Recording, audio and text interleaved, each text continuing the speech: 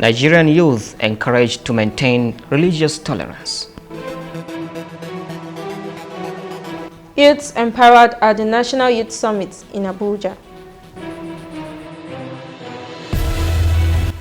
Protest for the release of Zakzaki turns rowdy in Abuja. The effects and resolution of pneumococcal vaccine. Nigerian professor discovers malaria vaccine.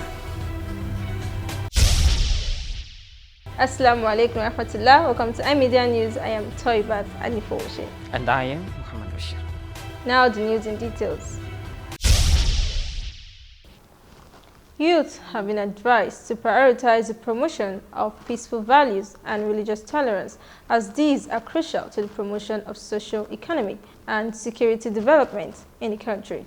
This was stated in a speech delivered by the founder of Mustapha Peace, Unity and Development Initiative, retired Major Hamza Mustapha, at a two-day Global Youth Summit on Peace held at Ladikwali Hall, Sheraton Hotel, Abuja. The Youth Summit is an annual event promoting peaceful coexistence in the country, organized by the Global Association of Christian and Muslim Youth for Peace and Development in collaboration with the Office of the Senior Special Advisor to the President on Youth and Student Matters. And there is direction, and these are ingredients of peace. Ingredients that now tell the younger ones to stand up on their feet and look for their God-given rights, so that they can now exploit all opportunities open to them. And elders can also walk with confidence to know that this environment has all it takes for the younger ones to learn, for the old ones to give leadership, and for tomorrow to come peacefully. And to know that the sons of the poor and the sons of the rich are in an environment that is very promising and trusted. Nigerian youth have been enjoyed a massive mobilization, sensitization and empowerment in a three-day National Youth Summit held at the International Conference Center, Abuja. This summit, whose theme was harnessing the untapped generation, saw in attendance youth from over 40 African countries, including Nigeria. While speaking at the summit, the Anambra State Commissioner for Economy, Mark Okoye, advised youth to prioritize their goals, as it is imperative to the success of an individual. One of the organizers, Chuba Okoye, urged the government to support the youth empowerment campaign, as it will curb the teeming unemployment in the country. Some of the delegates also made satisfactory remarks to the organizers of the summit.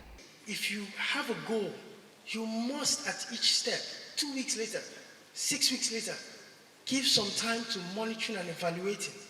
Am I on the right path? Does it make sense? Does this go? Speak to people. Bounce ideas. Let them get as much information in as possible.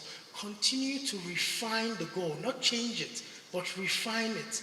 Because this is essentially how you want to sidetrack those different episodes of failure.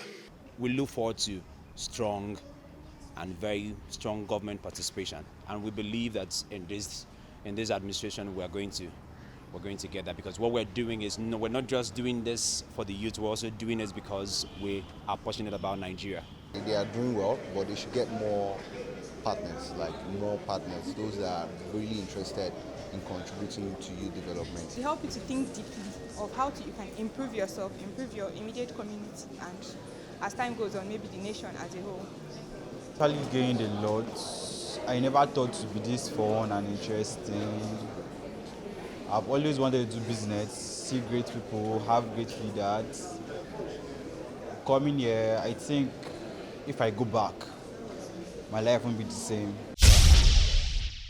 Members of the Islamic movement from across the country gathered on the street of Abuja in mass to agitate for the release of their leader, Ibrahim Zakzaki, who is in detention.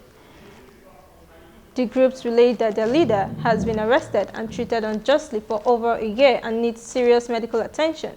During the protest, the spokesperson, Muhammad Ibrahim Gama, claimed that some of the members were severely injured by the police, who fired tear gas at the protesters to control the situation.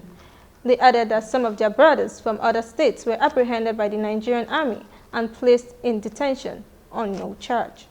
To terminate the protest, all of a sudden policemen came, armed, and they block the road. We make attempt to divert to another side to avoid clashes, and yet they went and they started throwing canisters at us, and now many people are critically wounded. Some were, I don't think some may survive. At least we have more than 20 people. Some were even stopped along the route, coming to our brothers who are coming from Gombe, Jos, Yola, were stopped by the Nigerian army. Meanwhile, the police spokesperson, Mr. Garba MD, said the tear gas was used on the protesters when the protesters started throwing stones and the situation was becoming violent. The only thing we know is that when they started stoning, as I'm talking to you now, my audio has been my audio. Not that we are not harmed, why is stoning?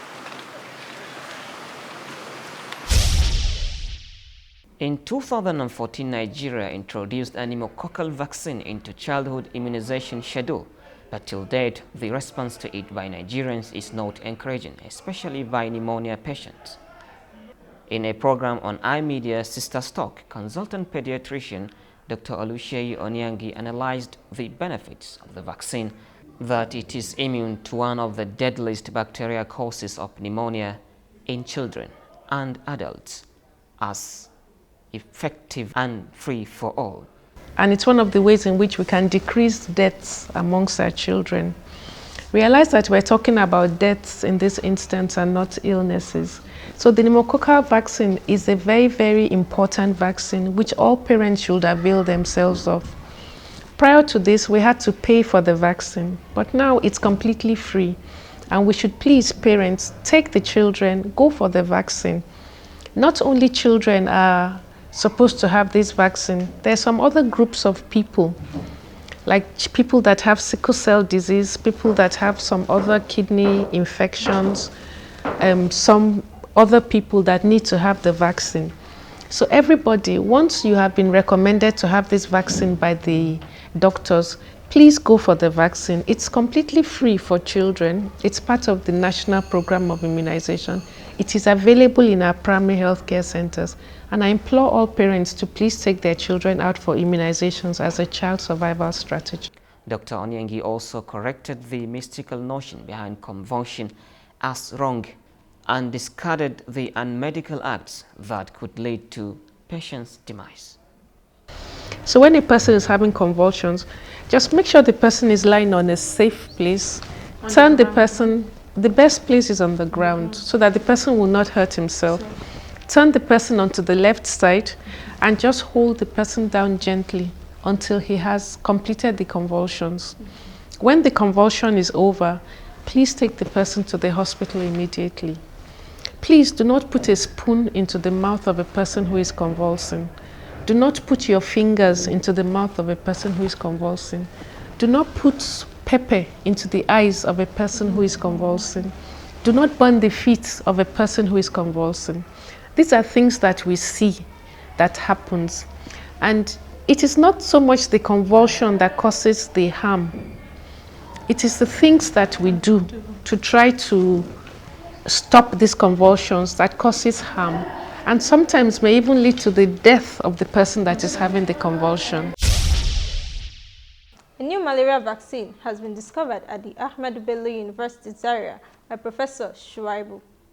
The vaccine was proposed to prevent high mortality rates from malaria fever and to gradually counter the reports that Nigeria constitutes the highest malaria burden in Africa and in the world. Professor Shuaibu said the tools available to fight malaria are not sufficient to have a sustainable and substantial impact needed to resolve the malaria crisis in Nigeria. According to him, the new vaccine is different from others currently used, and the approach is also different from other malaria vaccines. The new malaria vaccine is said to be soon introduced to Nigerians. That's nice. You see what Professor Nasir Shuaibu have done, and this, I believe, will be very much good to Nigerians, and it will help. Yes, I actually think it's a commendable innovation, and I pray other Muslim doctors will follow suit, inshallah. Well, with that, we'll be wrapping it up on iMedia News today. Don't forget to visit our website on www.imediatv.tv. You can also download our app and subscribe. I am Toibat Anifo Sheikh. And I am Muhammad Bashir. Ma salam.